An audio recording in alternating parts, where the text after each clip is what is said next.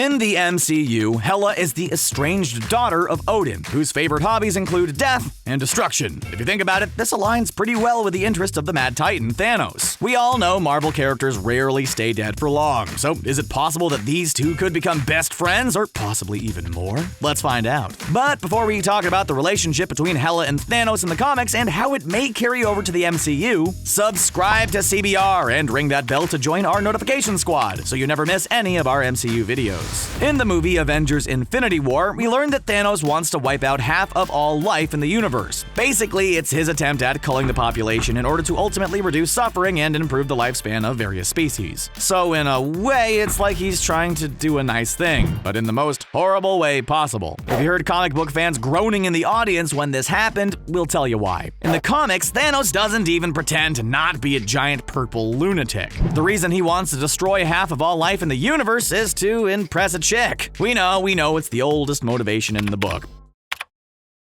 But this chick is a bit different than most. In the comic books, Thanos is trying to impress Lady Death, who's the personification of, well, death itself. In some ways, Death is similar to Hela, but they're two distinct and different characters in the books. Many fans were disappointed that Lady Death didn't make it into the MCU, and note she plays an important role in comic book Thanos' story. At this point, it would be unlikely that Marvel Studios would introduce a huge character like Lady Death in Avengers 4 without any sort of build-up. But what if Hela was to play the part of Thanos' paramour? Sure, we saw Hela get defeated at the end of Thor Ragnarok, but even Thor has pointed out that it's hard to keep an Asgardian down for long. Actress Cate Blanchett played the role of Hela, Marvel Studios' first and highly anticipated female villain. When asked about the possibility of reprising her role in the future, she pointed out that we never actually saw Hela die, and added that she would love to see her return. Blanchett said that would be interesting, but a very dangerous combination for our heroes to face. During Infinity War, we saw Thanos throw his daughter Gamora off a cliff in order to take ownership of the Soul Stone. This was an important scene because we saw the lengths Thanos was willing to go in order to achieve his goal. But at the end of the movie, even Thanos realized he had lost everything.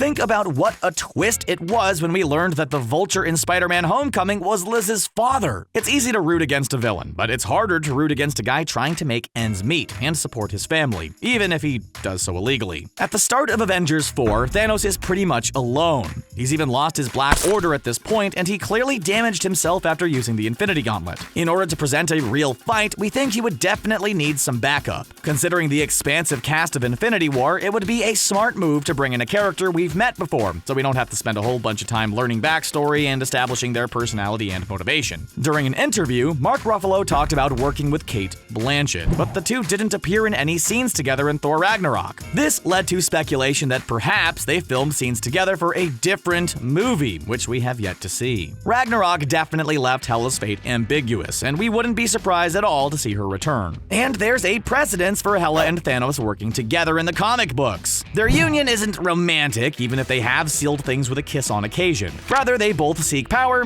love violence, and see the benefit in working together. After Ragnarok and Infinity War, these two villains are both pretty beaten down, but still retain no small amount of power. They could achieve so much more working together than on their own, and this is something we've seen play out in the comic books. As for the romance angle, it seems a little less likely, but still something which might pop up. Hela and Lady Death are different people, but they do have a lot in common besides their association with the Mad Titan. It wouldn't be completely surprising to learn that Marvel Studios was substituting Hela for Death. Think back to Asgard for a moment, and we mean Asgard before it was a pile of rubble. Why did Hela attack the realm of Asgard in the first place? Was it just for revenge against Odin, or was she looking for something?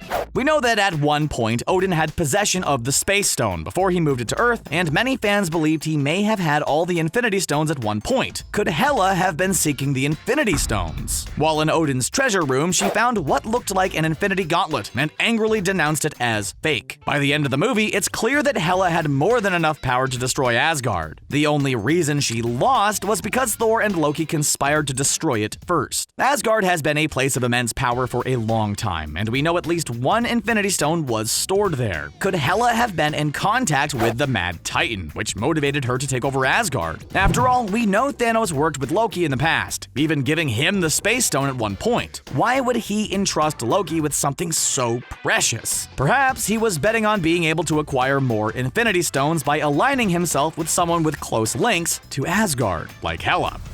And that's what you may have forgotten about Thanos and Hela's relationship. Do you think they could work together in Avengers 4, or is this the last of Hela in the MCU? Let us know in the comments section below, and don't forget to subscribe to CBR for more MCU content. Thanks for watching.